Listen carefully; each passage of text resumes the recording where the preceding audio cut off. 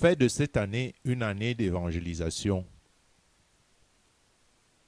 La bonne nouvelle du royaume sera prêchée dans le monde entier pour servir de témoignage à toutes les nations. Alors viendra la fin. C'est la parole du Seigneur en Matthieu 24, 14. Je répète, la bonne nouvelle du royaume sera prêchée dans le monde entier pour servir de témoignage à toutes les nations. Alors viendra la fin. Frères et sœurs, on parle beaucoup ces derniers temps des temps de la fin. Or, Jésus a prédit, d'après cette parole que nous venons de lire en Matthieu 24, 14, qu'avant la fin, il faut que l'évangile soit prêché dans le monde entier. Je parle ici de l'évangile vrai du Christ, pas l'évangile tel que déformé par beaucoup pour servir leurs propres intérêts. Alors, comment l'évangile peut-il donc être prêché à tous alors qu'il y a si peu d'ouvriers à la moisson? Frères et sœurs, c'est un appel. Participons à la moisson afin que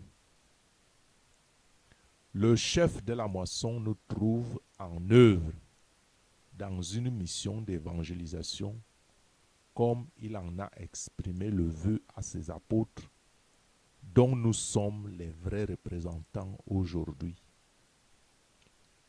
Des hommes et des femmes humbles et ordinaires, pouvant parcourir les rues et non enfermés dans des palais et monastères, sans contact avec les brebis du seul vrai berger, qui est Jésus-Christ, qui veut que toute âme soit sauvée. Frères et sœurs, en commençant à évangéliser autour de nous, nous contribuons à notre niveau à faire en sorte que l'annonce de l'évangile aille par toute la terre et les paroles de Dieu jusqu'aux extrémités de la terre.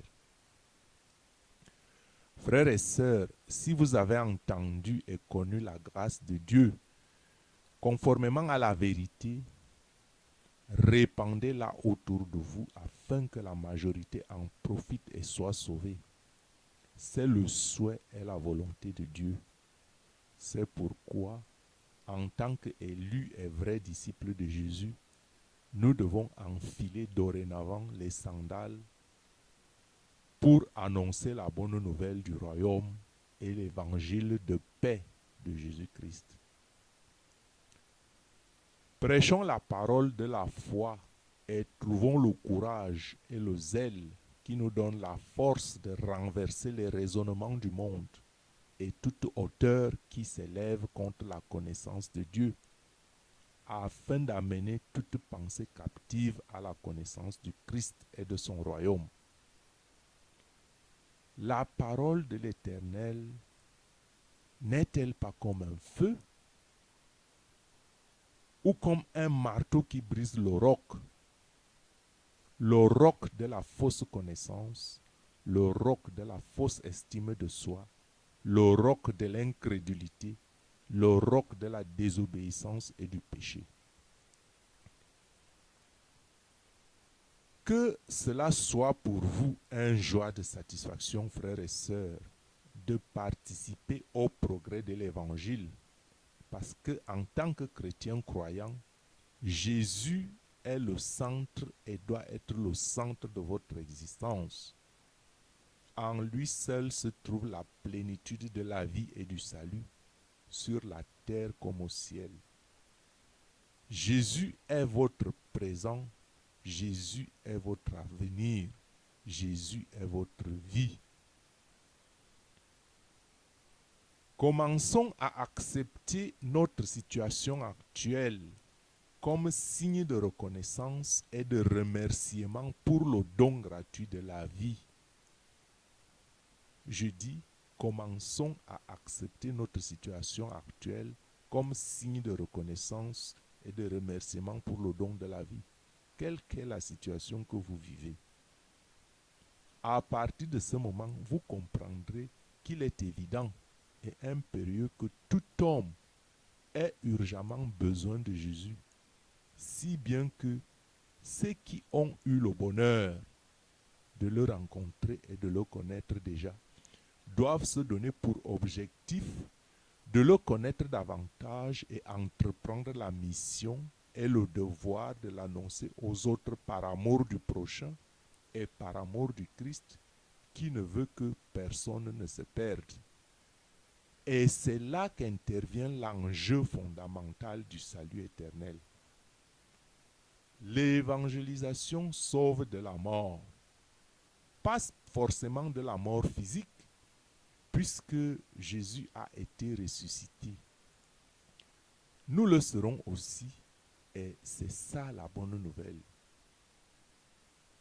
La bonne nouvelle est que Dieu a tant aimé le monde qu'il a envoyé son Fils pour que quiconque croit en lui soit sauvé.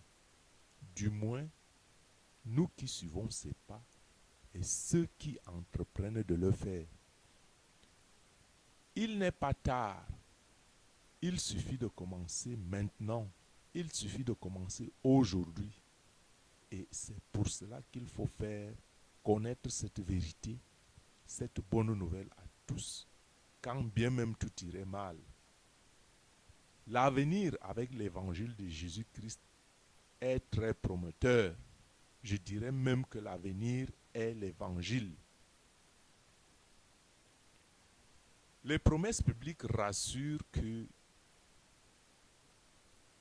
Dieu ne peut pas mentir. Toutes larmes seront essuyées de nos yeux. La mort ne sera plus.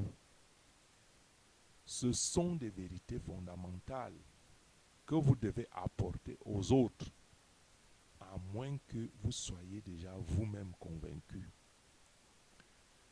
Et si tel n'est pas le cas, cherchez plutôt la compagnie de ceux qui sont mûrs dans la foi. Cela vous aidera beaucoup. Votre salut éternel en dépend.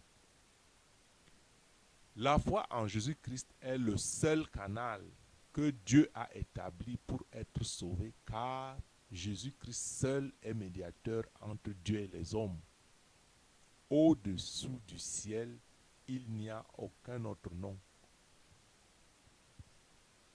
Aucun autre nom par lequel l'homme puisse être sauvé. La récompense de votre foi et de l'obéissance à Christ dépasse les rêves les plus fous. Frères et sœurs, faites foi et faites confiance en Jésus qui ne peut mentir. Moi, je renoncerai volontiers de moi-même pour une telle promesse, un avenir resplendissant de gloire qu'aucun œil n'a vu ni une oreille entendue. Frères et sœurs, agissez maintenant. Ne tardez pas. Le temps restant est court. Et prenez garde à vous-même, car il y a beaucoup qui s'évertueront, soit par ignorance, soit de gré, de cacher la vérité du salut éternel. Même si les philosophies relativistes et sophistes essaient de minimiser la nécessité de chaque individu d'avoir droit à l'évangélisation, il n'en demeure pas moins vrai que Dieu est la réponse ultime sur le sens de l'existence et le mystère de l'homme. Jésus est le chemin, la vérité et la vie. C'est pourquoi il n'est point besoin d'insister que le commencement de la sagesse est la connaissance de Dieu. Ce qui est en fait en jeu avec l'évangélisation, c'est le combat de la lumière contre les ténèbres. Il faut que les masses incrédules sachent que Dieu n'est pas l'auteur du mal et que c'est en Christ seul que l'homme recouvre la plénitude de la vie qui lui est offerte par Dieu. Christ est le seul de qui toutes les dominations sont soumises.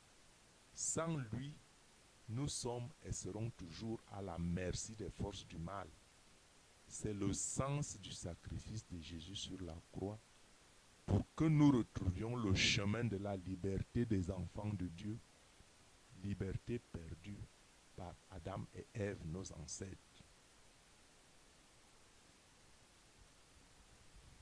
Évangéliser, frères et sœurs, c'est ouvrir et offrir la vie en Jésus. Évangéliser, c'est aller à faire connaître Jésus-Christ à ceux qui ne le connaissent pas. Et non pas attendre que ceux qui connaissent déjà Jésus viennent à vous, comme le font certaines églises, qui ont fini par se renfermer dans un enchevêtrement de fixation et de procédures doctrinales et rites purement religieuses sans préparation des âmes à la recherche de la sainteté et à la recherche de la sanctification. Frères et sœurs, nous ne sommes pas sauvés cependant par nos œuvres ou pour nos œuvres, mais c'est juste par la grâce de Dieu. On est sauvé par la grâce de Dieu. Que personne ici trompe que ce sont les œuvres, même si cette grâce passe par le biais de la foi. Et c'est pour ça qu'il faut évangéliser et faire comprendre ça aux autres. Donc, évangéliser, c'est apporter la lumière aux hommes, apporter la lumière à son prochain, pour porter le salut jusqu'aux extrémités de la terre, en rendant témoignage à la parole du Seigneur. Évangéliser, c'est apporter le sourire à l'autre, afin qu'il croie et aime Dieu. Frères et sœurs, dites-leur que la bonne nouvelle, c'est que Dieu a tant aimé le monde, qu'il a envoyé son Fils afin que quiconque croit en lui soit sauvé. Dites-leur que Dieu n'est qu'amour. Comme les ténèbres ne peuvent pas sortir du soleil, les ténèbres ne peuvent pas cohabiter avec la lumière. Ainsi, la haine et le mal ne peuvent venir de Dieu parce que Dieu est amour. La haine et le mal ne peuvent venir de Dieu. Frères et sœurs, rends témoignage de la parole de Dieu. Cette parole est amour et lumière et vie. La parole même qui a créé la vie et qui te donne vie.